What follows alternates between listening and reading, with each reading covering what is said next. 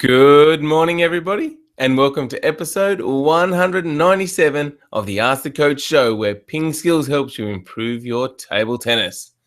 197 is a song by Norwegian alternative rock group Major Parkinson from their 2008 self-titled debut album. It was voted the year's 11th best Norwegian record that year. Maybe our 179th show will be our 11th best.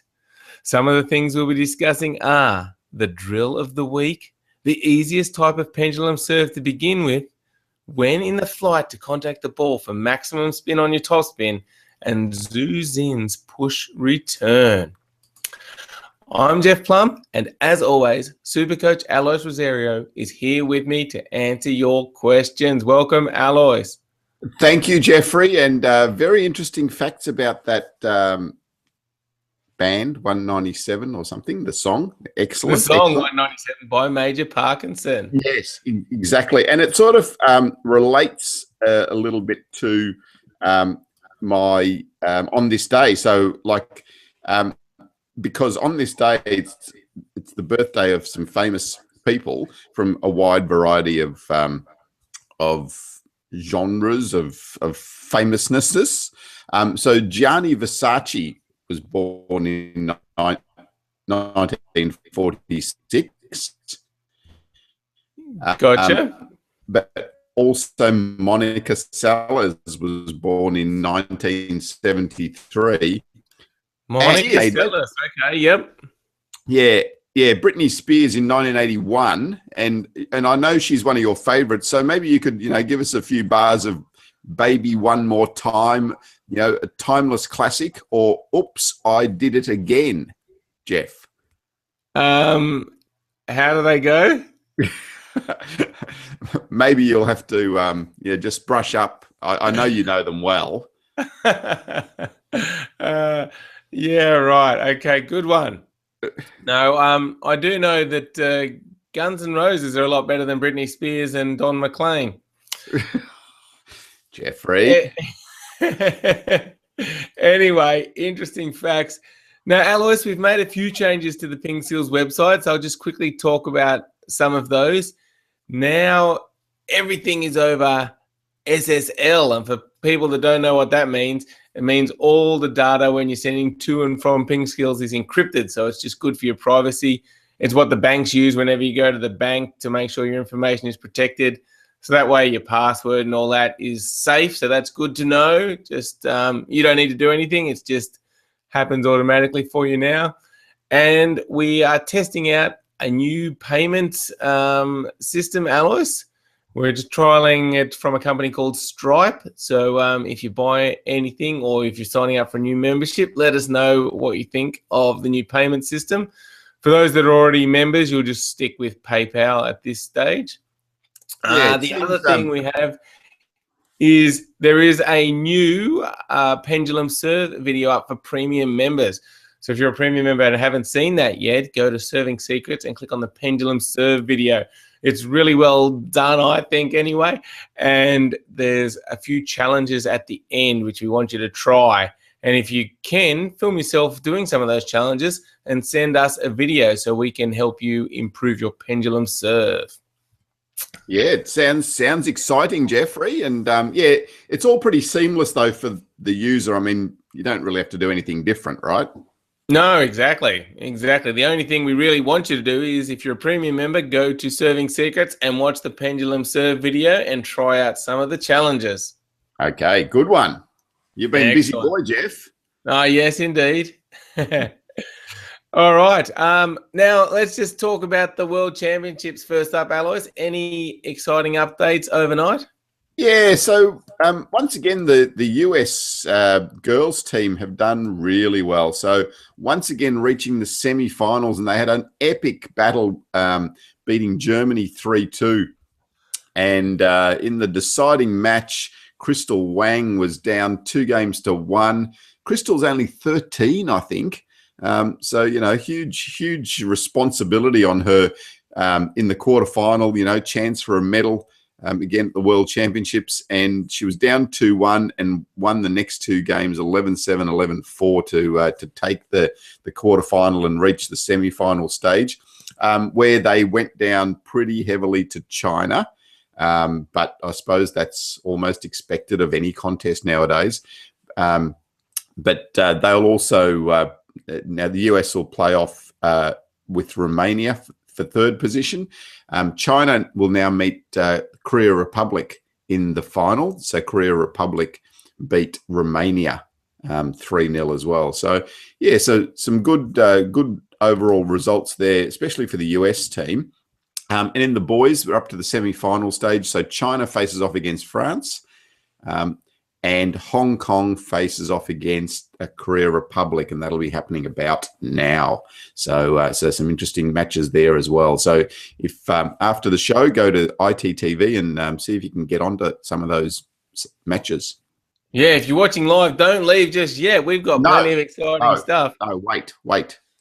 But as soon as this finishes, then jump over to ITTV. It's always great to watch some good international table tennis, and especially it is, but not as good as watching us, Jeff. Like, of course. All right. Now, I want to talk about the drill of the week, Alois, because this is such an important drill for improving your game. We're talking about the drill we call the forehand opener. What is this, and why is it good for you?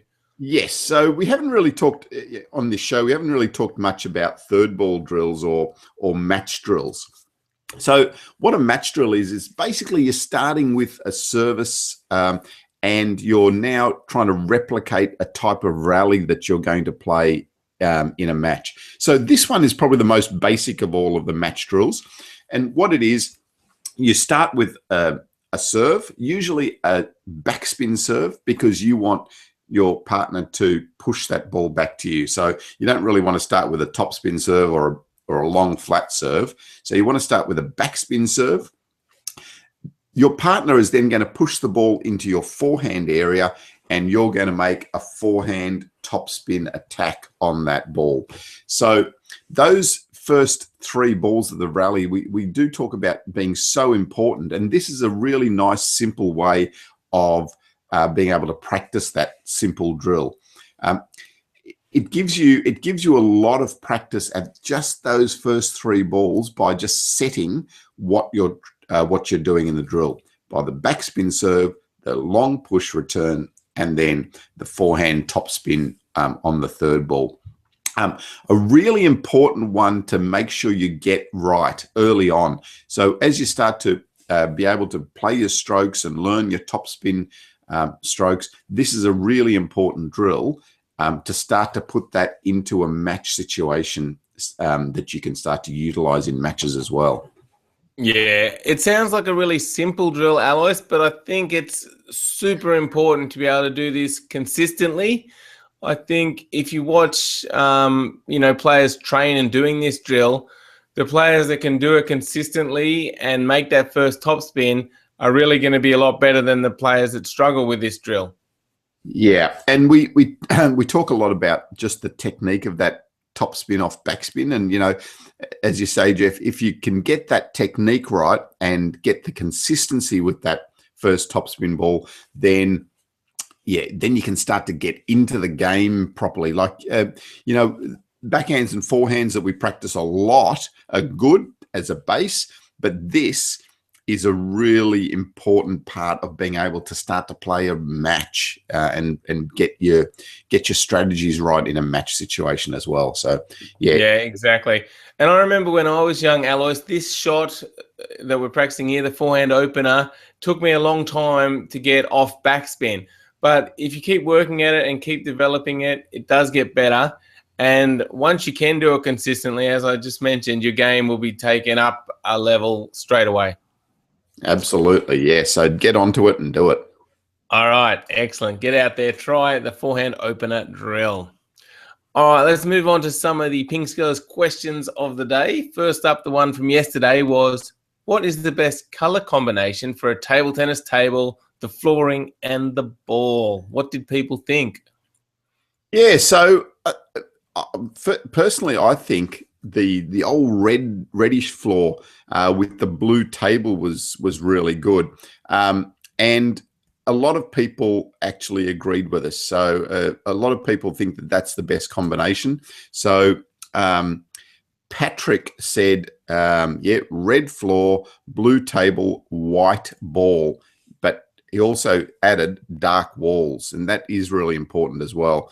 Mark had a variation of that. He likes the red floor, blue table, but he likes the orange balls and the dark walls. Yeah, Eugene likes the red floor, blue table, white ball as well. Ahmed likes the sky blue floor with the blue table and the white ball. Actually, Dominic and Howard both said they like the orange ball because there's the contrast with the net and the edge of the table and the lines on the table as well. So interesting thoughts there. Yeah, Jeff, your thoughts on colours? I don't really mind too much. I'm not really a color person, so I'm just going to go with the red floor, the blue table, and the white ball. Yeah, that's what I tend to like. I think the light blue floor was almost too bright. There was too much light, and it was harder to see the white ball on the lighter floor. But yeah, it's interesting, and this came about because in Rio in the test event they had the green floors and green tables. So yeah, maybe a little bit of a push back to the old green. Don't know. Yeah, maybe all the colors of Brazil. Exactly. Yes. All right. The PingSkills question for today is: how would you list the top 10 greatest table tennis players of all time? So jump on our Facebook page and leave your comment, or you can go to our blog at pingskills.com and let us know your top 10 greatest table tennis players of all time. And if that's too difficult for you, just give us your top 3. All right. Let's get on to some questions. Alois, first up, Brock has jumped on the show live and asked a few quick rapid fire questions. Here's one for you, Alois. I think this one's for you actually, Jeffrey. Can you say sore shoulder 15 times fast? Go. Sore shoulder 15 times fast. Yes. Well done. Love it. Good job. Brock, or also known as Victory, wants to know, have you seen my expectations for show 200? Yep. Yep. So. Brock wants us to do a 4-hour live show with Alois and I playing matches. I don't think we're going to have time. Sorry, Brocky. Imagine how many jokes. Love your enthusiasm. Love the idea, but I don't think we can pull it off. And how many jokes could Jeff tell in 4 hours? Seriously. All right. Now we've got a question from Ernest, who asks, what is the easiest spin to do with a pendulum serve, and what kind of spin should we learn first when practicing this pendulum serve on the table? Yeah. So I think that the side spin's the easiest, because some of the things we want you to do to start the pendulum serve is get that elbow up nice and high, and that gets your bat into a good position to be able to do that side spin easily. So if you just start by trying to do side spin and get that pendulum motion, then you can start to think about getting some more backspin by coming down on the ball or under the ball, and top spin by going up on the ball. But yeah, to start off with, just focus on getting the side spin. See how much curve you can get on the ball in the air, on the table, and that's probably the best place to start with the pendulum serve. Yeah, good advice, Alois. And as I mentioned at the start of the show, we have a new pendulum serve video for premium members. So if you are a premium member, check it out. If you're not, consider the premium membership. Not only is there the pendulum serve, all other types of serves, plus a lot of different courses, the receiving secrets, training secrets, a 52-week training plan, which is very popular. Lots of good stuff to get you improving your table tennis. Plus, you can send us videos and we will analyze your game for you. So check out the premium membership at pingskills.com. Now, next up, a question from Ilya, who says, I watched your lesson on the spin and speed variation of the forehand topspin. He has a question though. Suppose that I want to put as much spin as I can on the ball. If so, should I brush the ball at the top of the bounce or when it starts to fall? Yeah, so this is an interesting one, an interesting perception as well. So you can get as much spin by going over the ball and brushing that way, or that way, or behind the ball and brushing it up. So the ball's rotating at a very similar rate, but the effect of the spin will be greater when you wait for the ball and spin it up. That's because it hasn't got as much forward momentum. So if you think about it like this, if the ball's coming at me fast, so you've put lots of topspin on the ball and it's coming at me really fast, it's going to bounce out quicker. So it's going to bounce that way and go back towards the table. If the ball is spinning really fast, the same rotations, but slowly, it's going to hit my bat and the spin is going to have more effect. So the spin is going to go up or take the ball upwards. So it'll feel like there's more spin on the ball when the ball's going slower because it's kicking up off your bat. So the spin is actually the same, but the effect off your opponent's bat is going to be quite different with the different trajectories or the different speeds, I suppose, of that topspin ball. So Ilya also talked a little bit later on about, so he's at a bit of a dilemma at the moment, and that's why he asked this question. He's trying to play close to the table, but he's just not getting the same feel and spin on the ball when he's close to the table. So I think for you, Ilya, just taking that little bit of a step back might be the answer. Take the step back, let the ball drop a little bit, and get a bit more safety into your topspin as well. Yeah, interesting. So that might help Ilya just taking a little bit step back.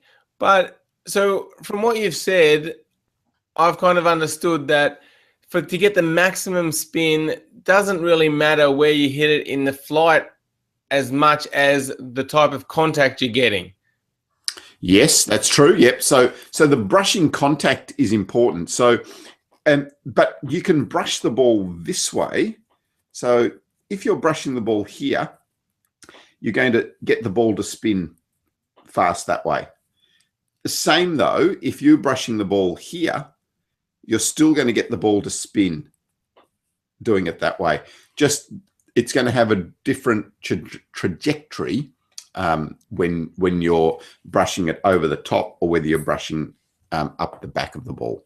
Yes, but you can still, if the top of the bounce happens to be a little bit later, you can still play that slow spinny top spin at the top of the bounce. Yes, yep, you definitely can. Yep. If it's further back away from the table, yes, you can. But yeah, often the top of the bounce is going to be a bit closer to the table. Yeah. Okay, so that's why often you might hit top of the bounce, hit a bit more forward. Gotcha. All right, excellent question, Ilya. Hopefully that helps you out. And yeah, let us know if it does. Next up, says, there's this video of Zhu Xin doing a return of serve that really confuses him. If you don't mind, could you please go through how to carry out this return and tell me what spin he puts on the ball? Yeah, so it's there's a link that we'll have in this episode of the actual shots that he's talking about. So what Zhu Xin is doing is he's coming in like he's going to play a push, but then he's doing that.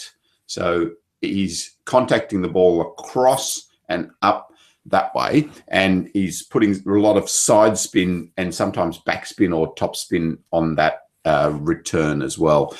This is a little bit like the backhand banana flick. So it's a similar sort of principle where you're doing that. So you're coming here and you're coming across the ball. It does sound, Alois, that it's a bit more of a defensive shot, though, is it? Because with the banana flick, you kind of get a little bit of topspin, or is it just as aggressive?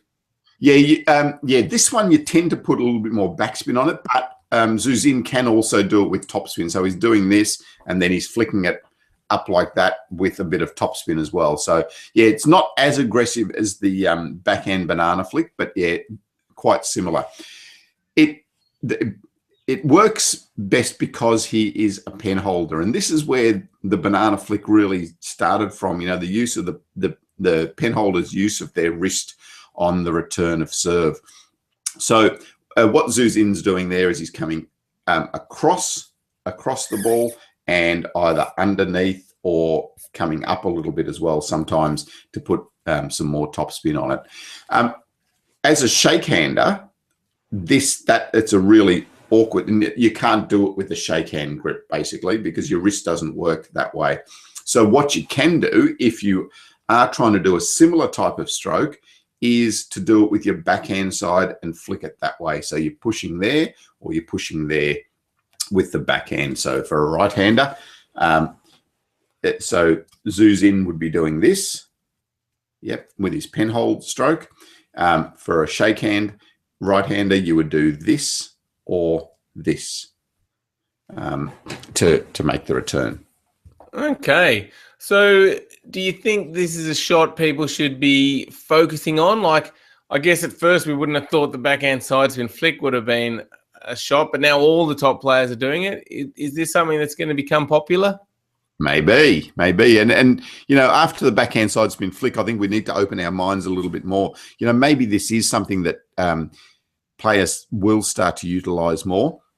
But if you're starting out, if you're learning, you know, I mean, don't start flipping around with this stroke too often. But yeah, why not experiment? Just see what it's like. See if you can do the side spin push from over in the forehand corner. So it's here over the forehand corner, spin it sideways or spin it up and get a bit of top spin. See what it's like. Maybe. Yeah. It's always good to have a bit of fun, Alois, and practice some different things from time to time. That's right. And maybe it's my secret how I can beat Jeffrey. He's joking. He can't beat me. Anyway, Victor has asked another question. He says, can you use a robot as a multi-ball partner? Yeah, it's a good substitute for a multi-ball partner. So if you haven't got a multi-ball partner, then the robot can be useful. So it can feed you out, you know, the backspin or the side spin or the top spin type balls as well. And so yes, it can definitely be used for that type of training. We like the multi-ball partner better because you're getting the feedback of the person actually contacting the ball, and there are going to be those subtle variations in the contact that you need to start to pick up and react to as well. But if you haven't got a multi-ball partner, robots are good. Yeah. On that, Alois, someone on our YouTube channel commented on our introduction to multi-ball video recently, and this video is too old. We've got robots now, and I pretty much posted what you said. We actually like multi-ball better for those reasons. And also another benefit is you can do different, like a lot of different exercises with multi-ball that are hard to set up with a robot. Like a robot can do certain patterns, but multi-ball can, you know, you could do one short, one long, and really set it up. You can tailor it a bit more easily. So yeah, we like multi-ball. Yeah, definitely multi-ball over robots.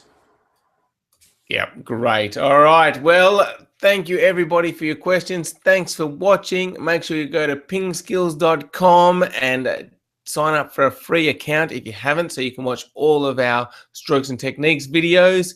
Yeah, thank you again, everyone, and thank you, Alois. Thanks, Jeffrey, and we will see you tomorrow, Thursday. Yes, see you tomorrow. Bye.